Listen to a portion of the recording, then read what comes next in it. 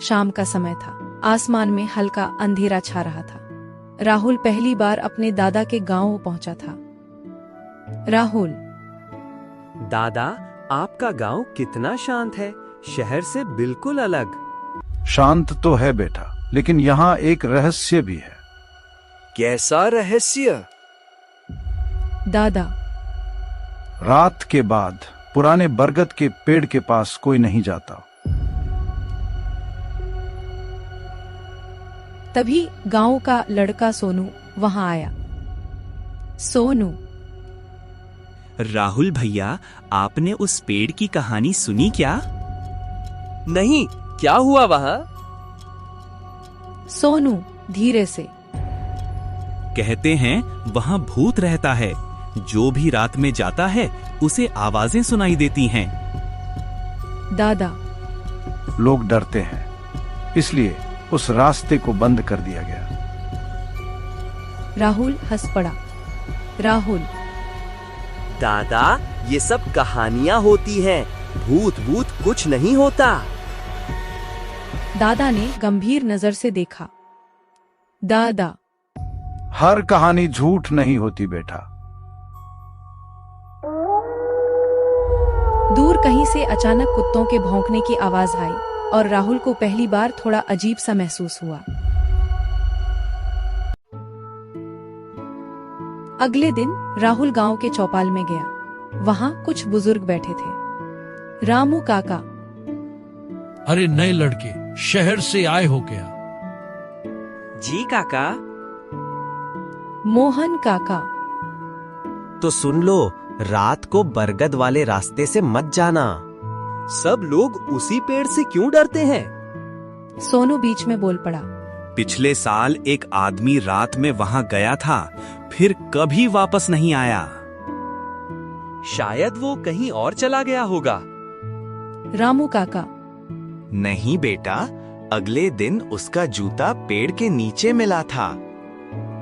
और रात को वहां से किसी के रोने की आवाज आती है। राहुल फिर मुस्कुराया। अगर सच में भूत है तो मैं आज रात जाकर देखूंगा। नहीं राहुल भैया, मत जाइए। तभी दादा आ गए। दादा, राहुल, बेवजह खतरा मत लो। लेकिन राहुल के मन में अब जिज्ञासा और बढ़ चुकी थी। उसे सच जानना था, चाहे कुछ भी हो जाए।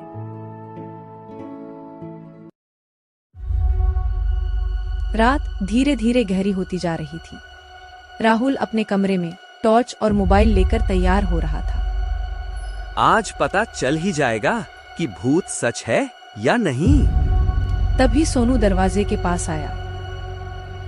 राहुल भैया, आप सच में जा रहे हो? हाँ, बस थोड़ी देर में। मुझे डर लग रहा है। डरने की जरूरत नहीं, मैं जल्दी वापस आ जाऊंगा। दादा कमरे में आए। बेटा, आखिरी बार कह रहा हूं, मत जाओ। दादा, अगर डर के कारण सच न जाने तो डर कभी खत्म नहीं होगा। दादा चुप हो गए। ठीक है, लेकिन सावधान रहना।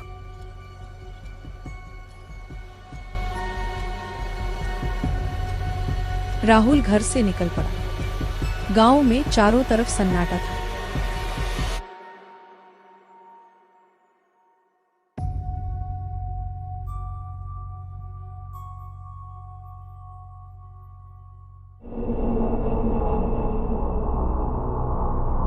राहुल धीरे धीरे उस पेड़ के पास पहुंचा। हवा तेज चलने लगी।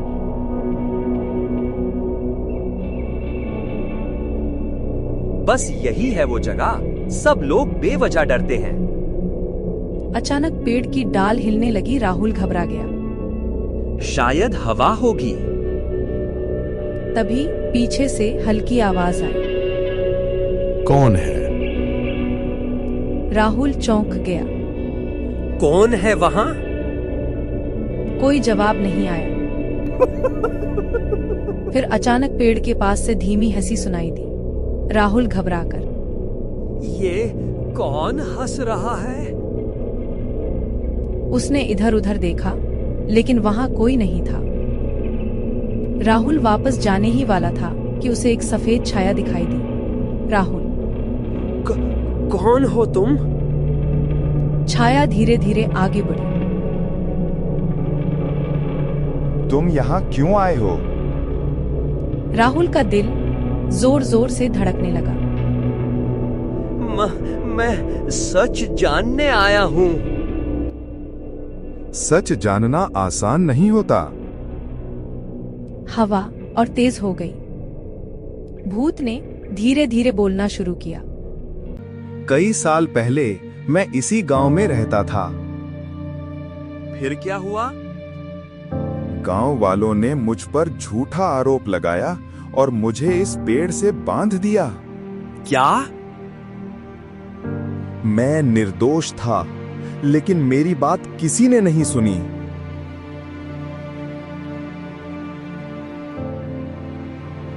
राहुल डर के बावजूद खड़ा रहा।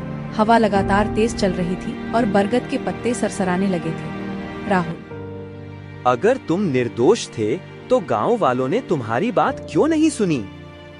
भूत की आंखों में अचानक दुख दिखाई दिया। क्योंकि असली अपराधी बहुत चालाक था। उसने सबको मेरे खिलाफ भड़का दिया। वो कौन था? गांव का ही एक आदमी जिसने मंदिर में चोरी की थी, लेकिन उसने इल्जाम मुझ पर लगा दिया। तो तुम सच साबित क्यों नहीं कर पाए? क्योंकि गुस्से में लोगों ने पहले ही फैसला कर लिया था, बिना सच जाने। राहुल को अब उस भूत के लिए डर से ज्यादा सहानुभूति महसूस होने लगी। अगर मैं सच पता करूं तो क्या तुम्हें शांति मिलेगी? भूत ने धीरे से सिर हिलाया। अगर सच सामने आ जाए तो शायद मेरी आत्मा को मुक्ति मिल सके। राहुल ने गहरी सांस ली। ठीक है, मैं तुम्हारी मदद करूंगा। बरगद के पेड़ के नीचे खामोशी छा गई और राहुल को महसूस हुआ कि अब यह सिर्फ डर की कहानी नहीं रही, बल्कि सच की तलाश बन चुकी थी। अगली सुबह राहुल जल्दी उठ गया। उसके मन में रात की घटना बार बार घूम रही थी। राहुल सीधे अपने दादा के पास गया। राहुल, दादा, कई साल पहले गांव में किसी पर चोरी का आरोप लगा था क्या? दादा थोड़ा चौंक गए। हाँ, बहुत पुरानी बात है। एक आदमी था, हरि। क्या हुआ था उसके साथ? दादा ने गहरी सांस ली। गांव में मंदिर की दान पेटी से पैसे गायब हो गए थे। लोगों को लगा हरि ने चोरी की है। क्या किसी ने उसे चोरी करते देखा था? नहीं, लेकिन सबने मान लिया कि वही चोर है। फिर क्या हुआ? गुस्से में कुछ लोगों ने उसे पकड़कर उसी बरगद के पेड़ से बांध दिया था और रात में वो वहीं मर गया। राहुल के शरीर में सिहरन दौड़ गई। राहुल मन में, तो वही भूत था। उसके बाद से लोग कहते हैं कि उस पेड़ के पास उसकी आत्मा भटकती है। राहुल अब समझ चुका था कि उसे सच ढूंढना ही होगा। राहुल ने फैसला किया कि वह गांव के सबसे बुजुर्ग आदमी से बात करेगा। वह रामू काका के घर पहुंचा। काका, उस रात जब हरि को पकड़ा गया था, क्या आपने कुछ देखा था? रामू काका कुछ देर चुप रहे। बेटा, सच कहूं तो उस दिन सब बहुत गुस्से में थे। किसी ने ठीक से जांच ही नहीं की। लेकिन असली चोर कौन हो सकता था? उस समय गांव में एक आदमी था, श्यामलाल। वो हमेशा पैसों के पीछे रहता था। क्या वो अब भी गांव में है? नहीं, कुछ साल बाद वो अचानक गांव छोड़कर चला गया। राहुल को पहला बड़ा सुराग मिल चुका था। राहुल सोचते हुए, अगर श्यामलाल ही असली चोर था तो शायद उसका कोई निशान अभी भी गांव में होगा। राहुल ने ठान लिया कि वह इस रहस्य को पूरी तरह सुलझा कर रहेगा।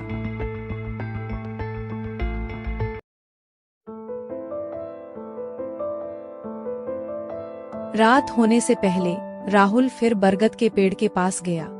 भूत फिर प्रकट हुआ। क्या तुम्हें कुछ पता चला? हाँ, मुझे लगता है असली चोर श्यामलाल था। भूत की आंखों में उम्मीद चमक उठी। मैं भी उसी पर शक करता था। क्या कोई सबूत है? उस रात उसने मंदिर के पीछे कुछ छुपाया था, लेकिन मैं देख नहीं पाया कि क्या। राहुल तुरंत मंदिर की तरफ भागा।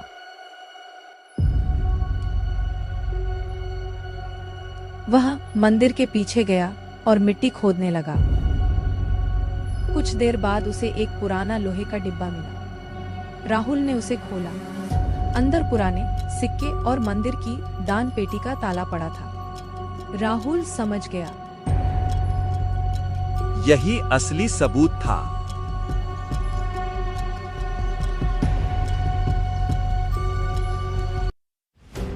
अगली सुबह राहुल ने पूरे गांव को चौपाल में बुलाया।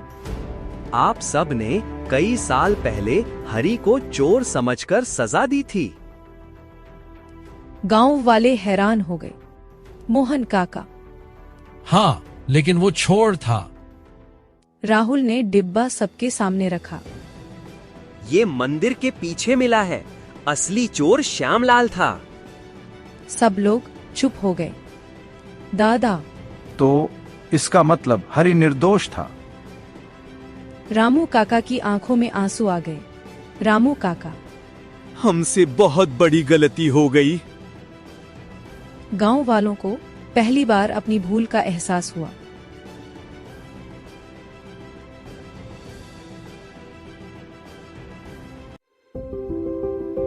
उस रात राहुल फिर बरगद के पेड़ के पास गया। भूत धीरे धीरे प्रकट हुआ। क्या सच सबको पता चल गया? हाँ, अब सबको पता है कि तुम निर्दोष थे। भूत की आंखों में शांति दिखाई दी। धन्यवाद राहुल, इतने सालों बाद किसी ने सच जानने की कोशिश की। अचानक आसमान में हल्की रोशनी फैलने लगी। भूत मुस्कुराया। अब मेरी आत्मा को शांति मिल सकती है। धीरे धीरे उसकी छाया हवा में घुलने लगी और कुछ ही पलों में वह गायब हो गया। बरगद का पेड़ अब पहले जैसा डरावना नहीं लग रहा था।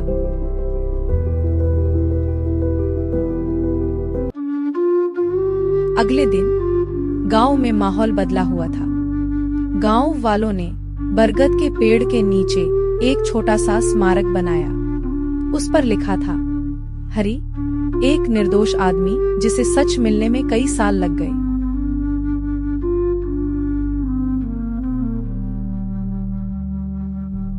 दादा राहुल के पास आए।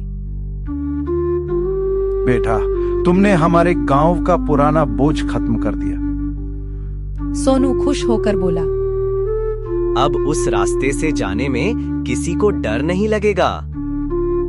राहुल मुस्कुराया। कभी कभी भूत नहीं, बल्कि अधूरी सच्चाई डर पैदा करती है। गांव में फिर से शांति लौट आई। लेकिन राहुल हमेशा याद रखेगा कि एक रात उसने एक भटकती आत्मा को सच्चाई और न्याय दिलाया था।